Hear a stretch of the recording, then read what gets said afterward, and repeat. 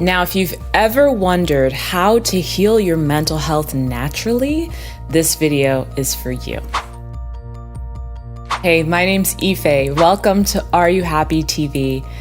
On this platform, we love to humanize the experience of mental health and mental illness across all different people, genders, ages, races. This is a place where we're talking about mental health from a human perspective. You don't have to be a clinical professional to join the conversation in the comment section. You don't even have to have ever gone to a clinical professional's office or even went through therapy, or you don't have to have that experience for you to be a part of this conversation. So if you're interested in being a part of this journey, I share educational content on healing mental health, what it's like to go through mental illness, but also how do we address it naturally from a human perspective. If you're interested in joining that conversation, click the link, subscribe down below, and be a part of our conversation that we're having here. So today, this video is titled The Number One Key to Healing Mental Health Naturally. And this is something I'm very excited to talk about, and it's the topic of emotional intelligence. Emotional intelligence is the most important thing to develop if you ever want to do anything, like maybe you want to move off of going to therapy. Maybe you'd like to be able to live and be safe and free in the world without taking certain medications you might be taking. If you want to address issues you've ever had with your mental health, that includes things like depression, that includes things like anxiety, the number one key to addressing that naturally without any sort of substance or outside intervention is developing emotional intelligence. This is a very long conversation, but I'm excited to even start to talk about it today. Today, we're going to talk about how do you even get to that point where you can be free because you're addressing your mental health as things arise. Emotional intelligence is the ability to discern what it is that you're feeling and how it's affecting you. If, for example, one day you started feeling sad and you just walked around that way and you just started feeling sad, and that's all you really had was this knowing that you just feel sad. When it stays there, it doesn't just stay as being sad.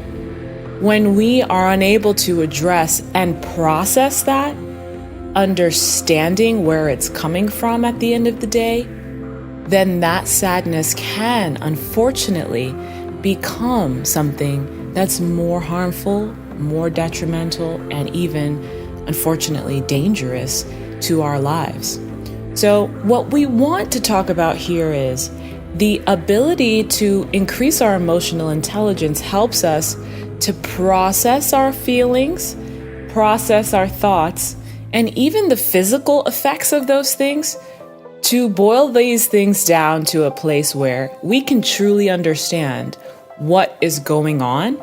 And once we can understand what's going on in our hearts and in our minds, then we can decide what we're going to do about it. We can decide what we do to solve the problem when we figure out what the problem actually is. Okay? So what I want us to understand about mental illness is that it doesn't just come from nowhere. Even the clinical system has a hard time teaching its patients that mental illness comes from a chemical imbalance, because you have to ask ourselves, where does the chemical imbalance come from? Well, maybe it comes from genetics. Well, then we have to ask ourselves, well, what does a normal, so-called normal chemical balance look like? And these are things that are still trying to be proven in a way where science is trying to catch up to these claims that the mental health system has made. And in fact, science today in the last couple of years has actually proven that things like a mental health diagnosis doesn't actually give you a full scope of what that particular individual is going through. And also we're realizing that there is not enough evidence to actually back up this claim that the psychiatric industry makes to say that mental illness comes from a chemical imbalance. So this is a theory, and psychiatrists will prescribe medication, but understand that this is something that no one will ever, who's prescribing this medication to you, will ever say to you that this is going to heal your problem. No one will ever make that claim. They'll say that it'll help you cope with the problem. They'll say that it'll help you process the problem. But what I am saying to you is, as a human being, a non-clinical person and non-clinical professional, that actually let's talk about the process of addressing the problem. And so we can understand the problem, we can understand how can we add things to our lives to help ourselves to heal through this issue, to even begin to pray through the issue so that we can really truly get healing.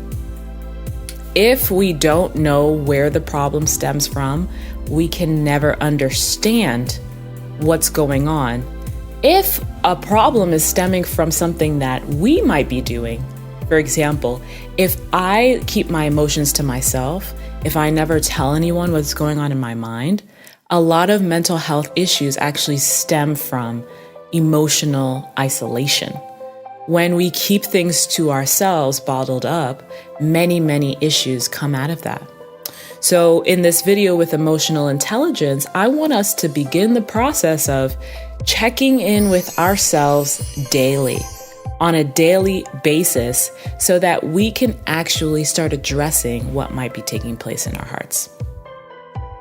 So the importance of this daily practice of checking in with yourself, number one, it takes time and it takes attention. And also it takes patience and it can't be rushed. This process means you get quiet time with yourself and you ask yourself some hard questions sometimes. And you have to be willing to be honest with yourself. Now, fret not. If you've never gone through this process before that I'm going to teach you, don't worry about it because it takes practice. That's why we call it daily practice. Because when we start practicing these tips, these tools I'm going to teach you, then you are going to start to realize, I've never asked myself this question. I wonder what else might be in there affecting me negatively. We'll start to realize that there's more to be explored, and maybe we'll start to enjoy the process of unloading this burden, these things that might be weighing down our minds, weighing down our hearts. We might be more willing to expose them, to talk about them, to get them off of our shoulders. I hope that you'll come to that place. So I'm going to give you 3 questions that you want to ask yourself on a daily basis to begin to grow your emotional intelligence. Emotional intelligence, remember, this is when we're able to understand what's happening in our physical bodies, our mental status, our state here in our thought lives, and also in our hearts, what's happening in our emotions, our feelings, our thoughts, and our physical body, okay? So number 1 question is, what is going on in my body? This is the first area that you want to start to think about, because oftentimes the physical sensations of our body might be a little bit easier for us to identify. That might be able to help us to be able to build that muscle of emotional intelligence. So number 1, what's going on in my body? I would suggest standing still, sitting still, just getting in a place of quiet and allowing yourself, just scan your body. Scan your body. Ask yourself, what am I feeling in my physical body? What am I noticing about my physical body?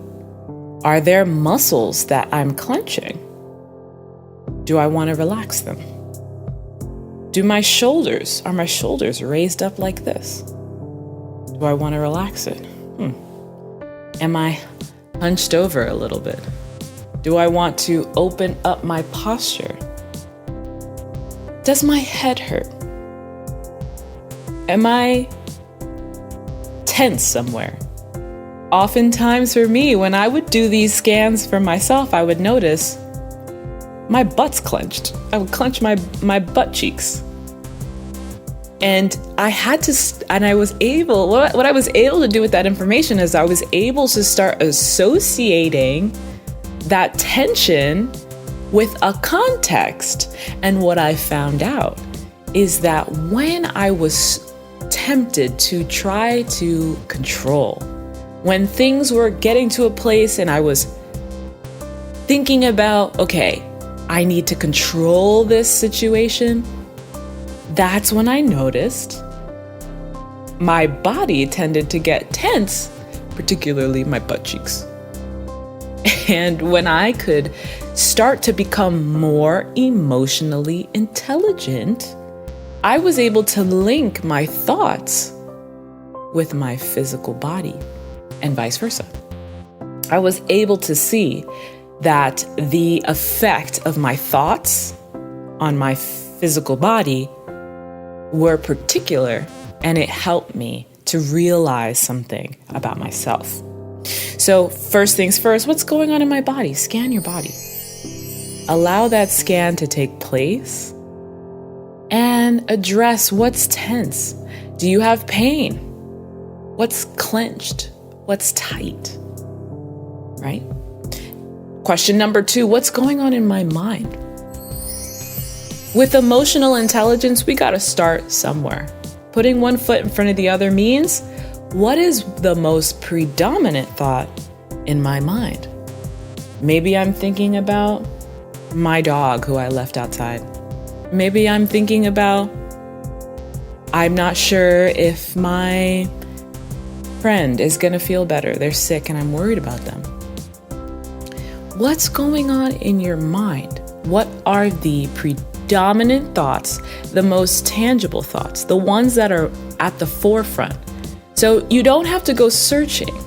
You just have to start identifying what's at the forefront of your mind.